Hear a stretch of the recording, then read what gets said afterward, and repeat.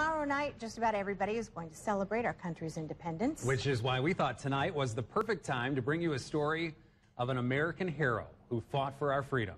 Sports director Adam Shear joins us now with the story of a soldier who's found a way to march forward. Adam. Tom and Linda, Concordia graduate A.J. Arnett was raised in a military family, and as soon as he turned 18, he felt it was his destiny to serve our country. Little did he know his tour of service in Iraq would last less than 1 year.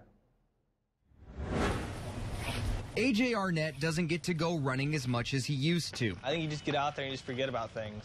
His busy life at home with 2 kids just makes it kind of tough.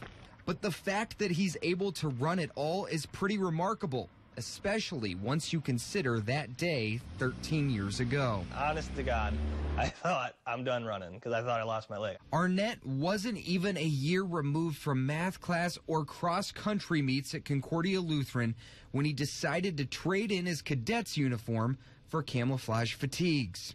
You know, I think everybody, you know, if you're of age and you're healthy enough and you qualify for it, I think you should serve in the service. The Army sent Arnett overseas to help with the war in the Middle East. But less than 1 year after deploying to Baghdad, his tour of service came to an abrupt end. I honestly, I remember everything. I mean, I never was knocked out.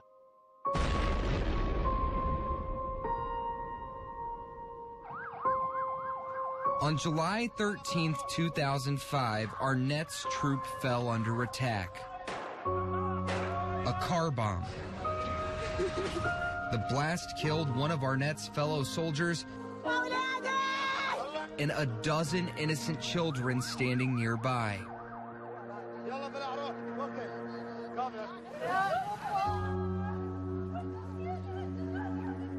I remember laying, got thrown on the ground. I remember trying to get up, screaming and yelling because, I thought we got mortared. I didn't know what happened. I looked down and everything was red. I'm like, oh, there goes my leg. And so I just assumed the worst. The fast action and skill of medics and surgeons saved Arnett's leg, but doctors told him to forget about ever running again.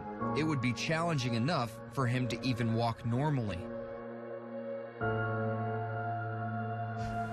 You know how active he wants to be, but he can't. So that was hard.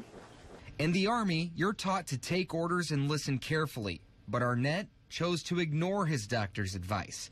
And after months of rehab, he decided it was time to get back to doing what he loved.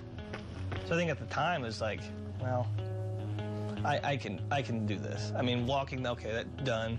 Let's work on something else. And he eventually entered his name into a local 5K race. I thought he was dumb because he went out so hard. Of course, I was proud of him for finishing, but in the back of my head, I was like, really? Did you have to do that? Because now you're going to be feeling this for quite a while. For that, it was kind of like, hey, I did it. That's one. That one race turned into 2, and then the 5Ks became 10Ks. Before he knew it, AJ was regularly running marathons. One of my proudest moments of him running was when on his 28th birthday he decided to go out and run 28 miles. Nobody told him to do it. He just decided, I'm turning 28. I have a lot of buddies who didn't get to come back and see this age, so he wanted to go out and do that. Most recently, he completed 72 miles of a grueling 100-mile challenge. That was the hardest thing I'd ever done, was keep going.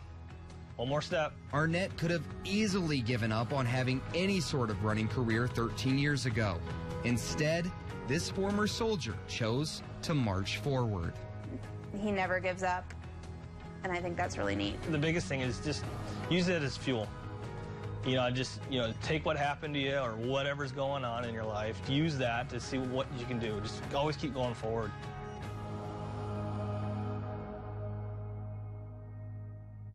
And Arnett was awarded a Purple Heart for his service in the Army. He now also helps run a 5K here in town that raises money for the Honor Flight of Northeast Indiana and the Shepherd's House. So he's a really, really good guy. Yeah. Well, I think we needed to see that story, meet that young man, and hear it all. Definitely makes you feel more patriotic going into the fort, yes. for sure. And inspired, too. Yes. Thank you, Ed. Yes. Well, still to come right here on Fort Wayne's NBC News at 11, another